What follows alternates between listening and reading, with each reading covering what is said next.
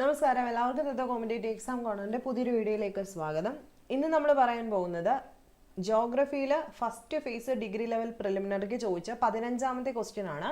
ഈ 15ാമത്തെ ക്വസ്റ്റ്യൻ്റെ സോഴ്സും അതുമായിട്ട് റിലേറ്റ് ചെയ്ത് വരുന്ന കംപ്ലീറ്റ് ഫാക്ട്സും അതിൻ്റെ പ്രിൻസിപ്പിൾസ് അല്ലെങ്കിൽ അതുമായിട്ട് റിലേറ്റ് ചെയ്ത് വരുന്ന തിയറി എന്തെങ്കിലും ഉണ്ടെങ്കിൽ അതും ഇനി വരാൻ പോകുന്ന ഈ ഒരു സെക്ഷനിൽ നിന്ന് വരാൻ പോകുന്ന ക്വസ്റ്റ്യൻസ് എങ്ങനെ അറ്റൻഡ് ചെയ്യണം, ഇങ്ങനെയുള്ള കാര്യങ്ങളൊക്കെയാണ് ഇന്ന് പറയാൻ പോകുന്നത്. ക്വസ്റ്റ്യൻ നമ്പർ 15 നോക്കുക. താഴെ പറയുന്ന പ്രസ്താവനകളെ പരിഗണിക്കുക. 1. തീവ്രമായ ഭൂകമ്പ പ്രവർത്തനം ലിത്തോസ്ഫിയറിക് പ്ലേറ്റ് അതിരുകളിൽ സംഭവിക്കുന്നു. 2. ഒത്തുചേരുന്ന ലിത്തോസ്ഫിയറിക് പ്ലേറ്റ് അതിരുകളുടെ സമുദ്രഫലകങ്ങൾ സബ്ഡക്ഷന് വിധേയമാവുന്നു. മേൽ പറഞ്ഞവയിൽ ശരിയായത് ഏത് അല്ലെങ്കിൽ ഏതൊക്കെ? ഇതായിരുന്നു ക്വസ്റ്റ്യൻ. ഇനി ഇതിന്റെ ഇംഗ്ലീഷ് വേർഷൻ എന്ന് പറയുന്നത് Consider the following statement. Intense seismic activity occurs along convergent lithospheric plate boundaries. Convergent lithospheric plate boundaries, oceanic plates are undergoing subduction. ഇത്രയുമാണ് രണ്ട് സ്റ്റേറ്റ്മെന്റ് എന്ന് പറയുന്നത്. അപ്പോൾ ഈ രണ്ട് സ്റ്റേറ്റ്മെന്റ് SCRT-യിൽ 10ാം ക്ലാസ് വരെയുള്ള സെക്ഷനിലില്ല. ഇത് +1-ൽ പഠിക്കേണ്ടതാണ്. ഈ രണ്ട് കാര്യങ്ങളും രണ്ട് ചാപ്റ്ററിലായിട്ടാണ് കിടക്കുന്നത്. ആദ്യത്തേത് +1-ന്റെ 3ാമത്തെ ചാപ്റ്ററിലാണെങ്കിൽ ഇത് 4ാമത്തെ ചാപ്റ്ററിലാണ് ഈ ഒരു സെക്ഷൻ കിടക്കുന്നത്. അപ്പം നമുക്ക് ഇതുമായിട്ട് റിലേറ്റ് ചെയ്ത് വരുന്ന കംപ്ലീറ്റ് കാര്യങ്ങൾ നോക്കാം. ആദ്യം മലയാളം തന്നെ കാണിക്കാം, അതിനുശേഷം നമുക്ക് ഇംഗ്ലീഷ് ജസ്റ്റ് ഒന്ന് പറയാം. അപ്പം ഈ ഒന്നാമത്തെ പോയിന്റ് എന്ന് പറയുന്നത് intense seismic activities occurs along convergent lithospheric plate boundaries, അല്ലെ? അതായത് തീവ്രമായ ഭൂകമ്പ പ്രവർത്തനം ലിത്തോസ്ഫിയറിക് പ്ലേറ്റ് അതിരുകളിൽ സംഭവിക്കുന്നു. അതിന്റെ ആൻസർ ഇവിടെ തന്നെയുണ്ട്. ഭൂകമ്പ തരംഗങ്ങൾ എന്ന് പറയുന്ന ഈ ഒരു സെക്ഷൻ 3ാമത്തെ ചാപ്റ്റർ ആണിത്. 3ാമത്തെ ചാപ്റ്റർ ഭൂമിയുടെ ഉള്ളറ എന്നാണ് പേര്. അവിടെ താഴെ കിടപ്പുണ്ട് എന്തുകൊണ്ട് ഭൂമിക്ക് കമ്പനമുണ്ടാകുന്നു അല്ലെങ്കിൽ എന്താണ് ഭൂകമ്പം, അവിടെ തുടങ്ങിയിട്ട് ഭൂകമ്പ തരംഗങ്ങൾ എന്ന് പറയുന്ന സെക്ഷനിൽ എല്ലാ സ്വാഭാവിക ഭൂകമ്പങ്ങളും ശിലാമണ്ഡലത്തിലാണ് സംഭവിക്കുന്നത്. അതായത് ലിത്തോസ്ഫിയറിക് പ്ലേറ്റുകളിലാണ് എല്ലാ സ്വാഭാവികമായിട്ടുള്ള ഭൂകമ്പങ്ങളും സംഭവിക്കുന്നത്. അപ്പോൾ ഒന്നാമത്തെ സ്റ്റേറ്റ്മെന്റ് ആണ് ഇവിടെ കൊടുത്തിരിക്കുന്നത്. എല്ലാ സ്വാഭാവികമായിട്ടുള്ള ഭൂകമ്പങ്ങളും സംഭവിക്കുന്നത് എവിടെയാണ്? ലിത്തോസ്ഫിയർ, അതായത് ശിലയുടെ മണ്ഡലം, ശിലാമണ്ഡലത്തിലാണ് സംഭവിക്കുന്നത്. ഇതാണ് നമ്മുടെ ഒന്നാമത്തെ സ്റ്റേറ്റ്മെന്റ് എന്ന് പറയുന്നത്. ഇനി രണ്ടാമത്തെ സ്റ്റേറ്റ്മെന്റ് എന്താ പറഞ്ഞിരിക്കുന്നത്? രണ്ടാമത്തെ സ്റ്റേറ്റ്മെന്റ് പ്രകാരം ഒത്തുചേരുന്ന ലിത്തോസ്ഫിയറിക് പ്ലേറ്റ് അതിരുകളുടെ സമുദ്രഫലകങ്ങൾ സബ്ഡക്ഷന് വിധേയമാകുന്നു. അപ്പൊ എന്താണ് സബ്ഡക്ഷൻ എന്ന് അറിയണം. എന്താണ് ഈ കൺവേർജന്റ് അല്ലെങ്കിൽ ഒത്തുചേരുന്ന? കൺവേർജന്റ് എന്ന് വെച്ച് കഴിഞ്ഞാൽ ഇവിടെ മലയാളം വരുമ്പോൾ ഒത്തുചേരുന്ന എന്നാണ് കേട്ടോ. അപ്പോൾ കറക്റ്റ് മലയാളം അങ്ങനെയല്ല. Convergent lithospheric plate boundaries oceanic plates are undergoing subduction. അതായത് സബ്ഡക്ഷൻ എന്ന് വെച്ച് കഴിഞ്ഞാൽ രണ്ട് പ്ലേറ്റ്സ് ഉണ്ട്. രണ്ട് പ്ലേറ്റ്സിനകത്ത് ഇപ്പം രണ്ടെണ്ണം ഒന്നിച്ചിങ്ങനെ വരുന്ന സമയത്ത് ഇത് തമ്മിൽ കൂട്ടിമുട്ടുമ്പം ഒരെണ്ണം താഴ്ന്നു പോകുന്നു അല്ലെങ്കിൽ ഒരു വശത്തേക്ക് ചരിയുന്നതിനെയാണ് നമ്മൾ ഈ സബ്ഡക്ഷൻ കൊണ്ട് ഉദ്ദേശിക്കുന്നത്. അതായത് രണ്ട് പ്ലേറ്റ്സുകൾ ഇങ്ങനെ വരുന്നു. രണ്ട് പ്ലേറ്റ്സുകൾ തമ്മിൽ ഒന്നിക്കുന്ന സമയത്ത് ഡെൻസിറ്റി കൂടിയ ആള് എന്ത് ചെയ്യും? ഈ പ്ലേറ്റിന് താഴേക്ക് പോകുന്നു അല്ലെങ്കിൽ ഒരു വശത്തേക്ക് ചരിഞ്ഞു പോകുന്നതിനെയാണ് ഈ സബ്ഡക്ഷൻ എന്ന് പറയുന്നത്. അപ്പോൾ ഇവിടെ സബ്ഡക്ഷൻ തന്നെയാണ് മലയാളത്തിൽ പറഞ്ഞിരിക്കുന്നതെങ്കിൽ പോലും കുറച്ച് വ്യത്യാസം. അതായത് ഈ ഒരു സ്റ്റേറ്റ്മെന്റിനകത്ത് ഈ ഒത്തുചേരുന്ന ലിത്തോസ്ഫിയറിക് പ്ലേറ്റിന് പകരം അതിന് പെർമനന്റ് ആയിട്ടുള്ളൊരു നമ്മൾ പറയുന്നില്ലേ കറക്റ്റ് ആയിട്ടുള്ള ഒരു മീനിങ് ഉണ്ടെന്ന് പറയും. കറക്റ്റ് ഒരു വേർഡ് ഉണ്ട് ഇതിനെപ്പറ്റി പറയാനായിട്ട്. അത് 4ാമത്തെ ചാപ്റ്ററിലാണ് കിടക്കുന്നത്. ആ 4ാമത്തെ ചാപ്റ്റർ ഞാൻ ഒന്ന് കാണിച്ചു തരാം. 4th ചാപ്റ്റർ എന്ന് പറയുന്നത് വൻകരകളുടെ സമുദ്രങ്ങളുടെയും വിതരണം എന്ന് പറയുന്ന ചാപ്റ്ററാണ്. അപ്പം ഇതിനകത്ത് താഴേക്ക് വരുന്ന സമയത്ത് ഏറ്റവും അവസാനത്തിൽ ഫലകചലനം എന്ന് പറയുന്ന പ്ലേറ്റ് ടെക്ടോണിക്സ് എന്ന് പറയുന്ന ഒരു സെക്ഷൻ കിടപ്പുണ്ട്. അതിനകത്ത് കൃത്യമായിട്ട് ഇതിനെ പറ്റിയിട്ടെല്ലാം ഡീറ്റെയിൽഡ് ആയിട്ട് പറയുന്നുണ്ട്. അവിടെ സംയോജക സീമകൾ അഥവാ കൺവേർജന്റ് മാർജിൻസ് എന്ന് പറയുന്ന ഒരു സെക്ഷൻ കിടപ്പുണ്ട്. കൺവേർജന്റ് മാർജിൻസ് അഥവാ സംയോജക സീമകൾ. അവിടെ ശ്രദ്ധിക്കുക, ഫലകങ്ങൾ തമ്മിൽ അടുക്കുന്ന അതിരുകളാണ് എന്ത്? സംയോജക സീമകൾ. ഫലകങ്ങൾ തമ്മിൽ, അതായത് പ്ലേറ്റ്സുകൾ തമ്മിൽ അടുക്കുന്ന അതിരുകളാണ് എന്തെന്ന് പറയുന്നത്? സംയോജക സീമകൾ അഥവാ കൺവർജന്റ് മാർജിൻസ്. ഇവിടെ ഒരു ഫലകം മറ്റൊന്നിനടിയിലേക്ക് ആണ്ടുപോകുന്നു. ഈ മേഖല നിമഞ്ജന മേഖല അഥവാ സബ്ഡക്ഷൻ സോൺ എന്നാണ് അറിയപ്പെടുന്നത്. മനസ്സിലായല്ലോ? ഇപ്പം ഞാൻ പറഞ്ഞ പോലെ തന്നെ രണ്ട് പ്ലേറ്റ്സ്. ഇപ്പം പ്ലേറ്റ് എന്താണെന്നൊക്കെ ഡൗട്ട് ഉള്ളവർക്ക് ഡീറ്റെയിൽഡ് ആയിട്ട് പറഞ്ഞു തരാം. പക്ഷേ ഈ ആൻസർ എവിടെ കിടക്കുന്നതെന്ന് ആദ്യം പറയാം. അതിന് വേണ്ടിയിട്ടാണ് ഇങ്ങനെ പറയുന്നത്. അപ്പോൾ 2 പ്ലേറ്റ്സുകൾ ഇങ്ങനെ വരുന്നു. 2 പ്ലേറ്റുകൾ തമ്മിൽ യോജിക്കുന്ന സമയത്ത് ഒരെണ്ണത്തിൻ്റെ അടിയിലേക്ക് ആണ്ടുപോകുന്നു. അപ്പോൾ ആ ഒരു മേഖലയാണ് നമ്മൾ സബ്ഡക്ഷൻ സോൺ. ആ ഒരു പ്രവർത്തനത്തെ നമ്മൾ സബ്ഡക്ഷൻ എന്ന് വിളിക്കും. ആ സോണിനെ നമ്മൾ സബ്ഡക്ഷൻ സോൺ എന്ന് വിളിക്കും. ഫലക സംയോജനം 3 തരത്തിൽ സംഭവിക്കാം. ഒന്നെന്താണ്? സമുദ്രഫലകവും വൻകര ഫലകവും. അതായത് സമുദ്ര പ്ലേറ്റ്, ഓഷ്യാനിക് പ്ലേറ്റും അതുപോലെ തന്നെ നമ്മുടെ കരയുണ്ടല്ലോ, കരയുടെ പ്ലേറ്റും തമ്മിൽ യോജിക്കുന്ന സമയത്ത് സബ്ഡക്ഷൻ സംഭവിക്കാം. 2 സമുദ്ര ഫലകങ്ങൾ തമ്മിൽ യോജിക്കുമ്പോൾ ഇത് സംഭവിക്കാം. 2 വൻകര ഫലകങ്ങൾ തമ്മിൽ യോജിക്കുമ്പോഴും എന്ത് സംഭവിക്കാം? ഈ സബ്ഡക്ഷൻ സംഭവിക്കാം. അല്ലെങ്കിൽ സംയോജക സീമകൾ ഉണ്ടാവാം, കൺവേർജന്റ് മാർജിൻസ് ഉണ്ടാവാം. അപ്പോൾ ഇവിടെ തന്നിരിക്കുന്ന ക്വസ്റ്റ്യൻ എന്തായിരുന്നു? ഒത്തുചേരുന്ന ലിത്തോസ്ഫിയറിക് പ്ലേറ്റ് അതിരുകളുടെ സമുദ്രഫലകങ്ങൾ സബ്ഡക്ഷന് വിധേയമാകുന്നു. ഇവിടെ ലിത്തോസ്ഫിയറിക് പ്ലേറ്റ് എന്ന് പറഞ്ഞു കഴിഞ്ഞാൽ നമുക്കറിയാം എന്താണത്? വൻകര പ്ലേറ്റ് ആണ് കേട്ടോ. ഇത് ലിത്തോസ്ഫിയറിക് പ്ലേറ്റ് എന്ന് പറഞ്ഞു കഴിഞ്ഞാൽ കര, അതായത് ലിത്തോസ്ഫിയർ നമ്മളിപ്പോൾ പറഞ്ഞതേ ഉള്ളൂ, എന്തായിരുന്നു? കരയെ സൂചിപ്പിക്കുന്നതാണ്. ശിലാമണ്ഡലമാണത്. സമുദ്രഫലകം എന്ന് വെച്ച് കഴിഞ്ഞാൽ എന്താണ്? ഓഷ്യൻ പ്ലേറ്റ് ആണ് അല്ലേ. അപ്പോൾ ലിത്തോസ്ഫിയറിക് പ്ലേറ്റും സമുദ്രഫലകങ്ങൾ അഥവാ ഓഷ്യനിക് പ്ലേറ്റും തമ്മിൽ ചേരുന്ന സമയത്ത് സമുദ്രഫലകങ്ങൾക്ക് എന്ത് സംഭവിക്കുന്നു? സബ്ഡക്ഷന് വിധേയമാകുന്നു എന്നാണ് സ്റ്റേറ്റ്മെന്റിൽ ചോദിച്ചിരിക്കുന്നത്. അപ്പം നമ്മളിപ്പോൾ പറഞ്ഞതേ ഉള്ളൂ ഏതൊക്കെ രീതിയിൽ സബ്ഡക്ഷൻ സംഭവിക്കാം? സമുദ്രഫലകങ്ങളും വൻകര ഫലകങ്ങളും തമ്മിൽ ചേർന്നാൽ അവിടെ എന്ത് നടക്കാം?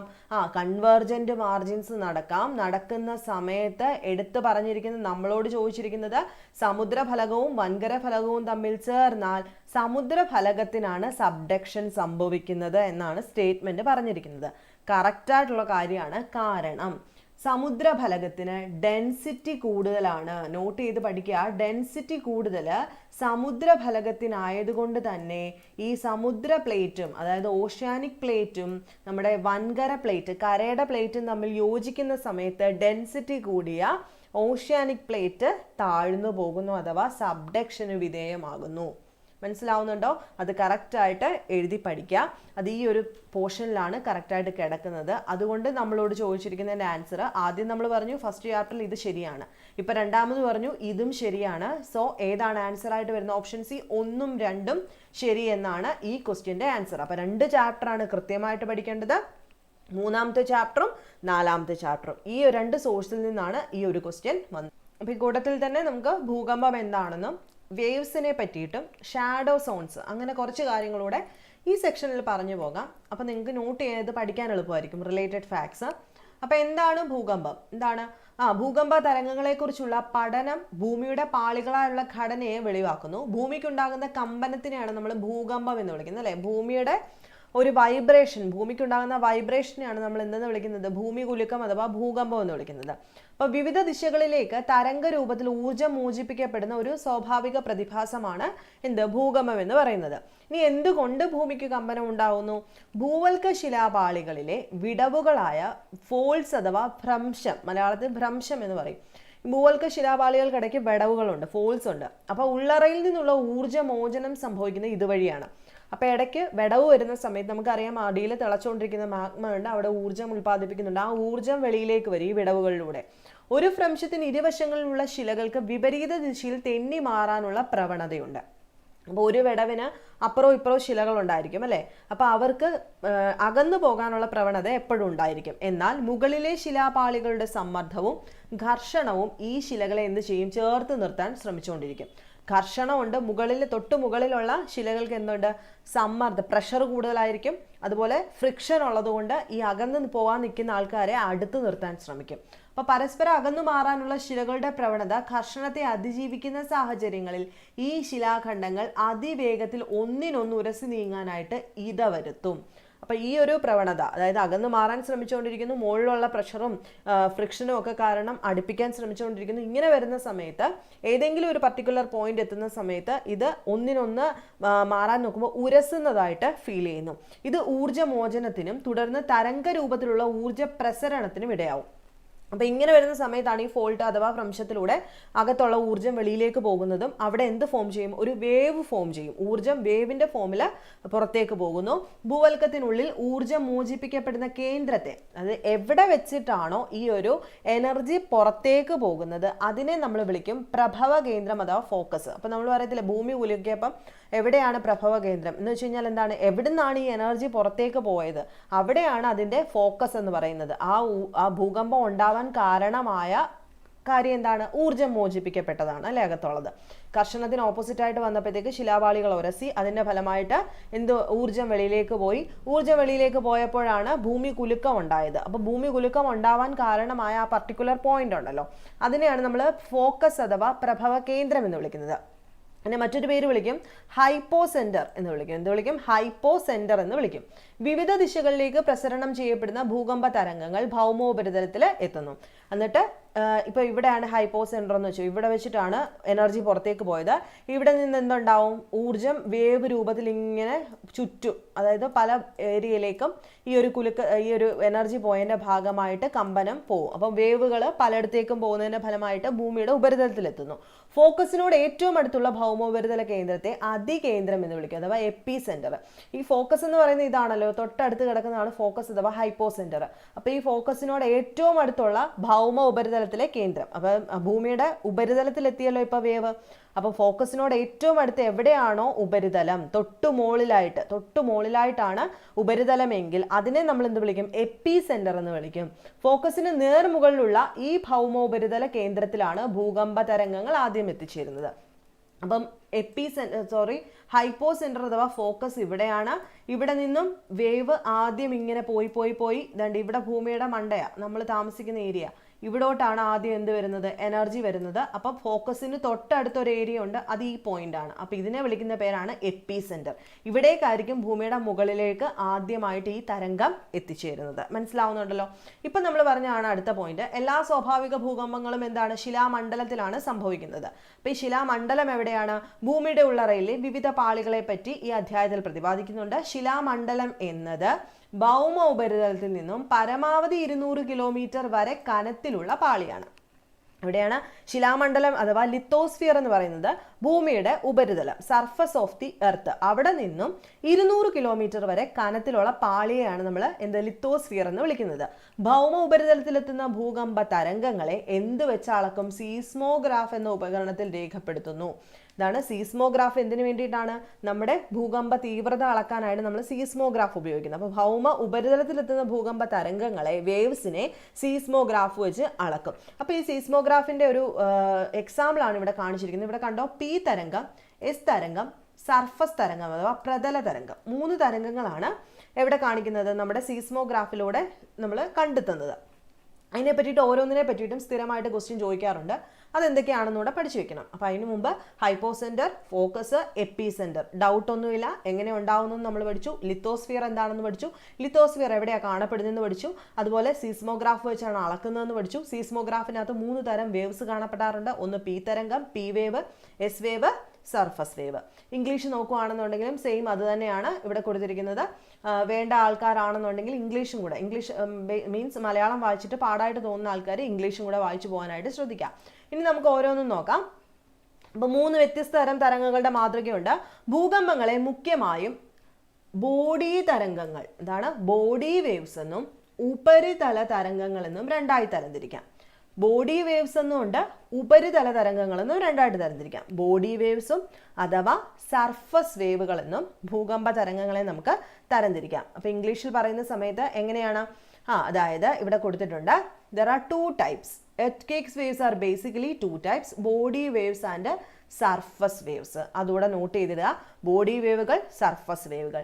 ഇനി എന്താണ് ബോഡി വേവ്സ് എന്ന് ശ്രദ്ധിക്കുക. പ്രഭവ കേന്ദ്രങ്ങളിൽ നിന്നുള്ള ഊർജ്ജമോചനത്തിന്റെ ഫലമായി രൂപപ്പെടുന്ന ബോഡി തരംഗങ്ങൾ ഭൂമിയുടെ ഉൾഭാഗത്തു കൂടി എല്ലാ ദിശയിലേക്കും സഞ്ചരിക്കുന്നു. അതിനാലാണ് ഈ തരംഗങ്ങളെ ബോഡി തരംഗങ്ങൾ അഥവാ ബോഡി വേവ്സ് എന്ന് വിളിക്കുന്നത്. ബോഡി തരംഗങ്ങൾ ഭൂമിയുടെ ഉപരിതല ശിലകളുമായി പ്രതിപ്രവർത്തിച്ച് ഉപരിതല തരംഗങ്ങൾ അഥവാ സർഫസ് വേവ് എന്ന വിശേഷ തരംഗങ്ങൾ സൃഷ്ടിക്കുന്നു. ഒന്നുകൂടെ പറയാം. രണ്ട് തരത്തിലുള്ള വേവുകളുണ്ട് ഭൂമികുലുക്കത്തിന് അഥവാ എർത്ത് ക്വേക്കിന്. ഒന്ന് ബോഡി വേവ്സ്, രണ്ട് സർഫസ് വേവ്സ്. ഇനി ബോഡി വേവ്സ് എങ്ങനെയാണ് ഫോം ചെയ്യുന്നത്? Body waves are generated due to the release of energy at the focus. ഫോക്കസിൽ നിന്നും എനർജി റിലീസായി എന്നിട്ട് എല്ലാ ഡയറക്ഷനിലേക്കും പോകും നമ്മൾ പറഞ്ഞു അല്ലേ? അതായത് എർത്തിന്റെ എല്ലാ ഡയറക്ഷനിലേക്കും ഇത് പോകും. അതുകൊണ്ട് തന്നെ ഈ പോകുന്ന വേവിനെയാണ് നമ്മൾ എന്തെന്ന് വിളിക്കുന്നത്? ആദ്യം ഉണ്ടായിട്ട് ഭൂമിക്ക് അകത്ത് തന്നെ പല സൈഡിലോട്ടും വേവുകൾ ഇങ്ങനെ പോകുന്നുണ്ട് അല്ലേ? അതുകൊണ്ട് ഭൂമിക്ക് അകത്തുള്ളത് കൊണ്ടാണ് ബോഡി വേവ്സ് എന്നതിനെ വിളിക്കുന്നത്. In all direction traveling through the body of the earth, hence the name is body waves. The body waves interact with the surface rock and generate new set of waves called surface waves. നമ്മൾ പറഞ്ഞു ഈ ഇവിടെ നിന്നും പുറപ്പെട്ടിട്ട് ഇതെവിടെത്തും? ഭൂമിയുടെ ഉപരിതലത്തിലെത്തും അല്ലെ? സർഫസിൽ എത്തിക്കഴിയുമ്പം സർഫസിലുള്ള റോക്കുകളുമായിട്ട് കൂടിച്ചേർന്ന് കഴിയുമ്പോൾ എന്തായിട്ട് മാറും? അപ്പോഴാണ് നമുക്ക് കുലുക്കം അനുഭവപ്പെടാൻ തുടങ്ങുന്നത് അല്ലേ? സർഫസ് റോക്സുമായിട്ട് ചേർന്ന് കഴിയുമ്പോൾ ഇൻട്രാക്ട് ചെയ്യുന്നു ബോഡി വേവ്സ്. അതിനുശേഷം ഒരു വേവ് പ്രൊഡ്യൂസ് ചെയ്യും. അതാണ് സർഫസ് വേവുകൾ അഥവാ സർഫസിലുണ്ടാവുന്ന waves. These waves move along the surface. ഇതായിരിക്കും സർഫസ് മുഴുവൻ അനങ്ങി ഇങ്ങനെ പോകുന്നത്, കുലുക്കുന്നത്. The velocity of waves changes as they travel through the material with different densities. അപ്പം എത്രത്തോളം ഇതിൻ്റെ സ്പീഡുണ്ട് എന്ന് നമ്മൾ അളക്കുന്നത്. അപ്പം നമ്മൾ വരത്തില്ലേ ഇത്ര റിക്ടർ സ്കെയിൽ. അപ്പം നമ്മൾ പറയാറില്ല ഇത്ര റിക്ടർ സ്കെയിലാണ് രേഖപ്പെടുത്തിയത്. അപ്പം ഏത് മെറ്റീരിയലിലൂടെയാണോ ഈ ഒരു വേവ് പാസ് ചെയ്യുന്നത് അതിൻ്റെ ഡെൻസിറ്റിക്ക് അനുസരിച്ചായിരിക്കും ഈ വേവിൻ്റെ ശക്തി അഥവാ സ്പീഡ് എന്ന് പറയുന്നത്. The denser the material the higher its velocity. Density കൂടുകയാണെങ്കിൽ ഇതിൻ്റെ സ്പീഡ് വളരെ കൂടുതലായിരിക്കും. അപ്പോൾ ഇനി മലയാളത്തിലേക്ക് വരുന്ന സമയത്ത് നമ്മൾ പറഞ്ഞു സർഫസ് വേവ് അല്ലേ? ഭൂവസ്തുക്കളുടെ സാന്ദ്രതയ്ക്കനുസരിച്ച് ഭൂകമ്പ തരംഗങ്ങളുടെ പ്രവേഗത്തിൽ മാറ്റമുണ്ടാകുന്നു. സാന്ദ്രത കൂടിയ മാധ്യമത്തിൽ തരംഗങ്ങൾ കൂടുതൽ വേഗത്തിലും സാന്ദ്രത കുറഞ്ഞ മാധ്യമത്തിൽ തരംഗങ്ങൾ കുറഞ്ഞ വേഗത്തിലും സഞ്ചരിക്കുന്നു. വ്യത്യസ്ത സാന്ദ്രതയുള്ള ശിലാവസ്തുക്കളിലൂടെ കടന്നു പോകുമ്പോൾ തരംഗങ്ങളുടെ പ്രതിഫലനത്താലും അപവർത്തനത്താലും ഇവയ്ക്ക് ഗതിമാറ്റം സംഭവിക്കുന്നു. അപ്പം ഇത്രയും കാര്യങ്ങൾ ഓർത്ത് വയ്ക്കുക. എന്താണ് ബോഡി വേവ്സ്, എന്താണ് സർഫസ് വേവ്സ്? നമ്മുടെ സർഫസ് വേവ്സ് എവിടെ എത്തുമ്പോഴാണ് ഏറ്റവും കൂടുതൽ സ്പീഡിൽ പോകുന്നത്? സാന്ദ്രത കൂടിയ മാധ്യമം അല്ലെ? ഡെൻസിറ്റി കൂടിയ മെറ്റീരിയൽ ആണെങ്കിൽ തരംഗങ്ങൾ കൂടുതൽ വേഗത്തിലും, എന്നാൽ കുറഞ്ഞ മെറ്റീരിയൽ ആണെങ്കിൽ തരംഗങ്ങൾ കുറഞ്ഞ വേഗത്തിലുമായിരിക്കും പോകുന്നത്. അതുകൂടെ ഓർത്തു വെച്ചേക്കാം. അപ്പം ഇനി അടുത്ത പറയാൻ പോകുന്നതാണ് ബോഡി തരംഗങ്ങളെ നമുക്ക് രണ്ടായിട്ട് ഡിവൈഡ് ചെയ്യാം. ഒന്ന് പി തരംഗങ്ങളും ഒന്ന് എസ് തരംഗം. പി വേവ്സും എസ് വേവ്സും. ബോഡി വേവ്സിനെ രണ്ടായിട്ട് തരംതിരിക്കാം, പി ആൻഡ് എസ്. ഏറ്റവും വേഗത്തിൽ സഞ്ചരിക്കുന്നതിനാൽ ഭൂപ്രതലത്തിൽ ആദ്യം എത്തിച്ചേരുന്ന ആരാണ്? പി തരംഗങ്ങൾ. ഇതൊക്കെ സ്റ്റേറ്റ്മെന്റ് ആയിട്ട് ചോദിക്കാം. ഏറ്റവും വേഗത്തിൽ സഞ്ചരിക്കുന്നത് പി വേവ്സ് ആണ്. അതുകൊണ്ട് തന്നെ ഭൂമിയുടെ സർഫസിൽ ആദ്യം വരുന്നത് പി വേവ് ആണ്. ഈ തരംഗങ്ങളെ നമ്മൾ പ്രൈമറി വേവ് അഥവാ പ്രാഥമിക തരംഗങ്ങൾ എന്ന് വിളിക്കുക. അതുകൊണ്ടാണ് ഈ പി എന്ന് പേര് വന്നത്. പ്രൈമറി, ആദ്യം എത്തുന്നത് ഭൂമിയുടെ സർഫസിൽ ആദ്യം വരുന്നത് പി വേവ്സ് ആണ്. So primary waves. ശബ്ദ തരംഗങ്ങളോട് സമാനതയുള്ള പി തരംഗങ്ങൾ ഖര, ദ്രവ, വാതക പദാർത്ഥങ്ങളിലൂടെ സഞ്ചരിക്കുന്നു. അപ്പം എന്തിനോട് സാമ്യമുണ്ട്? ശബ്ദത്തിൻ്റെ, സൗണ്ടിൻ്റെ വേവിനോട് സമാനതയുള്ള ബോഡി വേവ് ആണ് പി. അതുകൊണ്ട് തന്നെ സോളിഡിലും ഗ്യാസിലും ലിക്വിഡിലും എല്ലാം സഞ്ചരിക്കാനുള്ള കഴിവ് ആർക്കുണ്ട്? പി വേവ്സിനുണ്ട്. എസ് തരംഗങ്ങൾ ഉപരിതലത്തിലെത്തുന്നത് പി തരംഗങ്ങളെക്കാളും കൂടുതൽ സമയമെടുത്തിട്ടാണ്. ഈ തരംഗങ്ങളെയാണ് നമ്മൾ ദ്വിതീയ തരംഗങ്ങൾ അഥവാ സെക്കൻഡറി വേവ്സ് എന്ന് വിളിക്കുന്നത് അല്ലെ? Secondary, so S wave.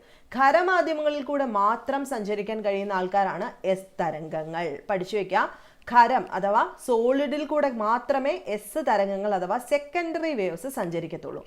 S തരംഗങ്ങളുടെ ഈ സവിശേഷത ഭൂമിയുടെ ഉള്ളറയുടെ ഘടനയെക്കുറിച്ച് മനസ്സിലാക്കുന്നതിന് ശാസ്ത്രജ്ഞന്മാർക്ക് സഹായകമായിട്ടുണ്ട്. പ്രതിഫലനം തരംഗങ്ങളുടെ തിരിച്ചു പതിക്കലിനും അപവർത്തനം തരംഗങ്ങളുടെ ഗതിമാറ്റത്തിനും കാരണമാകുന്നു.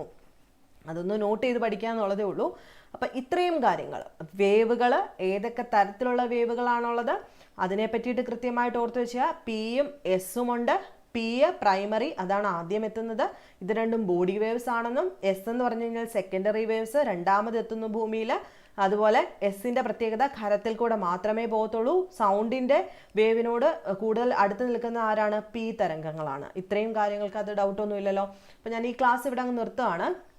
ടെലഗ്രാം ചാനൽ ഇതുവരെ ജോയിൻ ചെയ്തിട്ടില്ലാത്തവർ ചാനലിൽ ജോയിൻ ചെയ്യുക. താഴെ ഡിസ്ക്രിപ്ഷൻ ബോക്സിൽ ടെലഗ്രാമിൻ്റെ ലിങ്ക് ഞാൻ പ്രൊവൈഡ് ചെയ്തിരിക്കാം. അപ്പോൾ നെക്സ്റ്റ് വീഡിയോയിൽ കാണുന്നിടം വരെ